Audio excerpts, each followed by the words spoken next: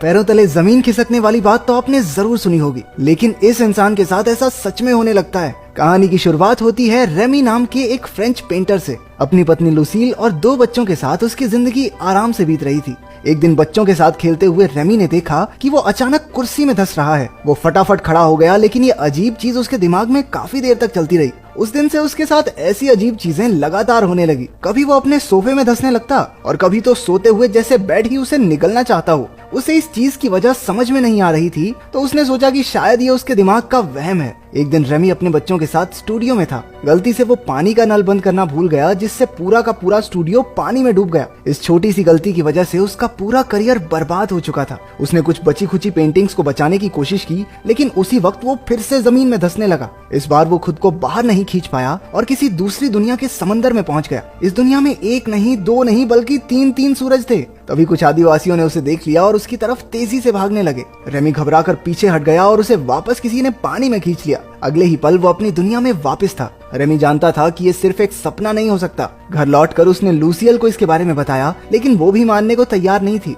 असल में उसकी बीवी तो किसी और के ख्यालों में गुम थी। लूसील को अपने बॉस डॉक्टर गेलर से प्यार हो गया था और अब वो उसी के साथ रहना चाहती थी। एक ही दिन में रेमी अपने करियर के साथ साथ अपनी बीवी से भी हाथ धो बैठा था, मानो मुसीबतों का पहाड़ उस पर टूट पड़ा हो। रेमी ने फिर भी उससे शांति से बात करके प्रॉब्लम सॉल्व करने की कोशिश की, लेकिन लूसील तो डॉक्टर गेलर को उससे मिलाने के लिए घर ही ले आई थी। ये सब क्या चल रहा है? आशिक को पति से मिलाने घर ले आई? डर नहीं लगता इस औरत को? रेमी ने बिना कुछ कहे उन्हें अपनी मर्जी करने दी। उसने हताश होकर कहा कि वो कुछ ही दिनों में घर छोड़कर चला जाएगा। इसके बाद वो अपने परिवार के पास मदद मांगने पहुंचा। उन्होंने भी कुछ देर उसकी बात सुनी, लेकिन किसी ने ज्यादा ध्यान नहीं दिया। निराश होकर रेमी कॉफी बनाने के लिए रसोई में चला गया। एक बार फिर से अजीबोगरीब चीजें होने लगी। घर की बिल्ली अचानक हवा में ही जम गई। रेमी ने उसे पकड़कर इधर उधर घुमाया, लेकिन वो तो जैसे खिलौना बन गई थी। उसने अपने परिवार को आवाज लगाई, लेकिन उसे एहसास हुआ कि उसके आसपास की सारी चीजें थम सी गई हैं। समय एक ही जगह पर रुक चुका था। जमीन भी धीरे धीरे लिक्विड बनने लगी और रेमी एक बार फिर से उसमें धंसता जा रहा था। आंख खुली तो उसने देखा कि वो जंगल के बीचों बीच था। उसने आगे चलकर देखा कि कुछ आदिवासी एक जानवर को मारकर पका रहे थे। उसने उनसे मदद मांगी, लेकिन वो रेमी को ही अपना खाना बनाने के लिए उसके पीछे भागने लगे। रेमी भी अपनी जान बचाने के लिए ट्रेन की स्पीड से भागा। कुछ ही देर में वो एक गाँव में पहुंचा और एक गुफा में जाकर छिप गया। तभी एक जोरदार शक्ति ने उसे वापस खींच लिया और वो धड़ाम से अपने घर में जाकर गिरा। सारी रसोई में चीजें इधर उधर बिखर गई थी। उसके परिवार ने आकर देखा तो रेमी ने उन्हें समझाने की बहुत कोशिश की, लेकिन उन्हें लगा अरे कॉफी में मिला के पीने लग गया है, तो बीवी छोड़ की सदमे में आ गया बेचारा, हाय। इसके बाद वो चक्कर खाकर वहीं गिर पड़ा। उसकी आंखें हॉस्पिटल में खुली, लेकिन वहां भी कोई फायदा नहीं हुआ। डॉक्टर्स भी उसकी बात पर विश्वास नहीं कर रहे थे। अगले दिन रेमी अपने स्टूडियो गया तो बैंक वाले, उसके क्लाइंट सब उससे पैसे वसूलने पहुंचे हुए थे। अचानक से उन सब ने बोलना हिलना बंद कर दिया। इससे पहले कि रेमी को कुछ समझ आता, वो फिर से जमीन में धंसना शुरू हो गया। उसने खुद को रोकने की काफी कोशिश की, लेकिन वो तीसरी बार दूसरी दुनिया में पहुंच ही गया। वो एक पेड़ पर एक टोकरी में बैठा था और सभी आदिवासी उसकी तरफ खुशी से देख रहे थे। ऐसा लग रहा था मानो वो सब उसी का इंतजार कर रहे हों। इशारों इशारों में उसे समझ आया कि वो सब उसे उड़ता हुआ देखना चाहते थे। 50 रुपए दिए हैं, जब तक ये उड़ेगा नहीं मैं घर नहीं जाऊंगा। रेमी ने भी जोश में आकर उड़ने की कोशिश की, लेकिन मुंह के बल गिरा। उन्होंने जबरदस्ती उसे एक हरे रंग का जादुई फल खिला दिया, जिससे अचानक वो एक दूसरे की बातें आराम से समझने लगे। फिर कबीले के सरदार ने उन्हें समझाया कि वो आखिर उनकी दुनिया तक पहुंचा कैसे। असल में सभी आदिवासी जोटैन नाम के एक भयानक राक्षस से परेशान थे। वो किसी को भी उठाता और मारकर खा जाता था। कबीले के विद्वानों ने पता लगाया कि उनकी एक पुरानी किताब के हिसाब से दूसरी दुनिया का एक आदमी ही उन्हें राक्षस से बचा सकता है। इसलिए वो तंत्र मंत्र से उस हीरो को अपनी दुनिया में लाने की कोशिश में लगे थे। रेमी के साथ वो अजीबोगरीब घटनाएं भी इसलिए हो रही थी क्योंकि वो ही उस कबीले का रक्षक है। लेकिन जो आदमी अपनी बीवी के आशिक को नहीं पीट पाया, वो राक्षस को क्या मारेगा? उसने कबीले की मदद करने से साफ इनकार कर दिया। लेकिन आदिवासियों ने उसका मन बनाने के लिए उसे एक चट्टान से उल्टा लटका दिया। फिर उसे एक गुफा में रखा गया, जहां बैठकर उसे राक्षस से लड़ने का प्लान सोचना था। भूख लगने के कारण रेमी ने जैसे ही वहां रखा एक तरबूज उठाया, वो वापस अपनी दुनिया में पहुंच गया। इस बार उसने लोगों को अपनी कहानी बताई ही नहीं। वो जानता था कि कोई यकीन तो वैसे भी नहीं करेगा। इसके बाद वो एक लाइब्रेरी में जाकर अपनी मुश्किल का हल गूगल से पूछने लगा, लेकिन गूगल के पास भी इसका कोई हल नहीं था।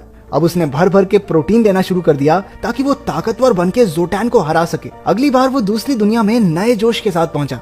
कबीले वालों ने उसे एक तलवार दी और जोटैन से बचने की तरकीब के बारे में पूछा। उसने सभी आदिवासियों को एक नए गांव में बसने को कहा और रास्ते में उनकी सुरक्षा करने का वादा किया। उनकी मान्यता थी कि जो भी गांव की सरहद के बाहर कदम रखेगा, उस पर आसमान से बिजली गिर जाएगी। रेमी ने सबसे पहले सरहद पार करके दिखाई कि कुछ नहीं होगा, और देखते ही देखते उसके पीछे सारा गांव चलने लगा। अब सबको यकीन हो गया था कि रेमी ही उनका हीरो है। कुछ घंटों बाद जोटैन के 2 आदमियों ने उनका रास्ता रोक लिया। उन्होंने सबको गांव लौट जाने को कहा, लेकिन रेमी ने उनका बहादुरी से मुकाबला किया और तुक्के से एक को तो मार भी दिया। कुछ देर बाद उन्हें खबर मिली कि जोटैन उनके कबीले पर हमला बोलने वाला है। अपनी दुनिया में वापस आकर रेमी ने युद्ध कला और इतिहास के बारे में किताबें पढ़नी शुरू कर दी। वो लड़ाई की टेक्निक्स और तरकीबों के बारे में पढ़ने और समझने लगा। उसे एहसास हुआ कि युद्ध जीतने के लिए लड़ने वालों में जोश जरूरी है। अगली बार जब वो उनसे मिला तो उसने एक जबरदस्त भाषण देकर उनमें अपने और अपने परिवार के लिए लड़ मिटने का जज्बा भर दिया। कबीले का हीरो होने की वजह से रेमी भैया को लड़कियों की कमी तो थी नहीं, लेकिन फिर भी वो किसी की तरफ आंख उठाकर तक नहीं देखता, क्योंकि वो अभी भी अपनी पत्नी से प्यार करता था। कुछ देर बाद वो अपनी दुनिया में वापस आया और अपने बेटे के साथ थोड़ा समय बिताने लगा। जब रेमी कबीले में लौटा तो उसने देखा कि लड़ाई तो पहले ही छिड़ चुकी थी। वो लोग जोटैन की आर्मी से बुरी तरह हार रहे थे और लोगों को मरने से बचाने के लिए वो वापस उन्हें अपने ठिकाने पर ले आया। इसके बाद रेमी ने उन सबको आगे का प्लान बताया। अगले दिन वो सो रहे दुश्मन सैनिकों के पास गया और उनकी बेइज्जती करनी शुरू कर दी। किसी को थप्पड़ दिए तो किसी को चिढ़ाया और सबको अपने पीछे लगा लिया। उसका प्लान सही जा रहा था। दुश्मन सैनिक उसका पीछा करते हुए खाली जमीन पर आ गए और वहीं रेमी ने अपनी सेना को वार करने का ऑर्डर दे दिया और खुद भागकर एक खोखले पेड़ में छिप गया। आदिवासियों ने तीरों से हमला कर दिया, जिसमें आधे दुश्मन मारे गए और बाकी मैदान छोड़कर भाग निकले। सबने रेमी के सामने सर झुकाया, क्योंकि वो ही उनका असली हीरो था। युद्ध के बाद वो सब एक नई जमीन पर बस गए। रेमी अब उनका राजा बन चुका था। अपनी मॉडर्न नॉलेज से उसने गांव में काफी नई नई चीजें बनवाई। धीरे धीरे उन्होंने बहुत तरक्की कर ली। वहाँ रेमी को एक भगवान की तरह पूजा जाता और वो हर समय लड़कियों से घिरा रहता। वहाँ रहकर उसने एक मोनालिसा जैसी पेंटिंग भी बना दी। देखते ही देखते 6 महीने बीत गए और इतने समय से राजा रहने के बाद रेमी थोड़ा बदल चुका था। पहले वो लुसील के बॉयफ्रेंड गैलर से डरता था, लेकिन अब तो उसे देखकर गैलर के पसीने छूट जाते थे। एक दिन उन दोनों में हाथापाई भी हो गई और उसे पीट कर रेमी को बहुत शांति मिली। वक्त के साथ साथ रेमी की सफलता उसके सर पर चढ़ गई थी।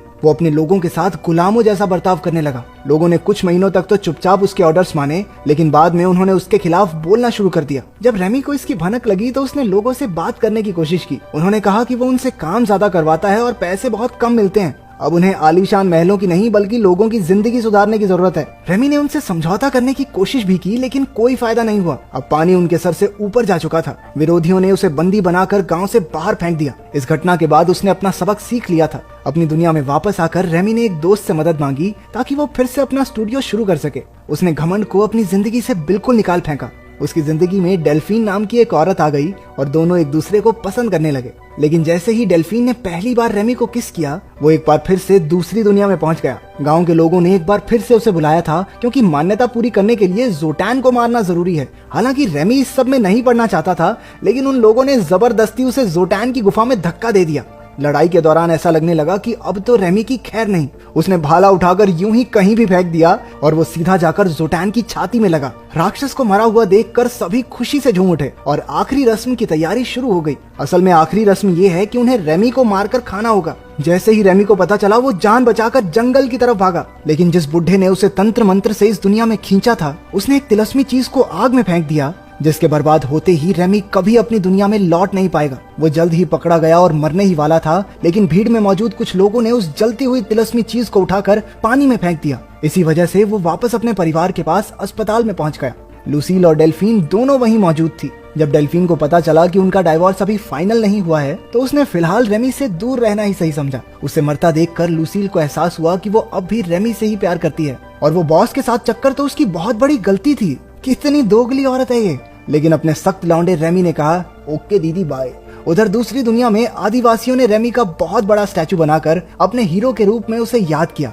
आखिर में हम देखते हैं कि लुसील और रेमी एक बीच पर अपने बच्चों के साथ थे। उन्होंने एक बार फिर से एक नई जिंदगी की शुरुआत की। यहाँ अपना रेमी पिघल गया।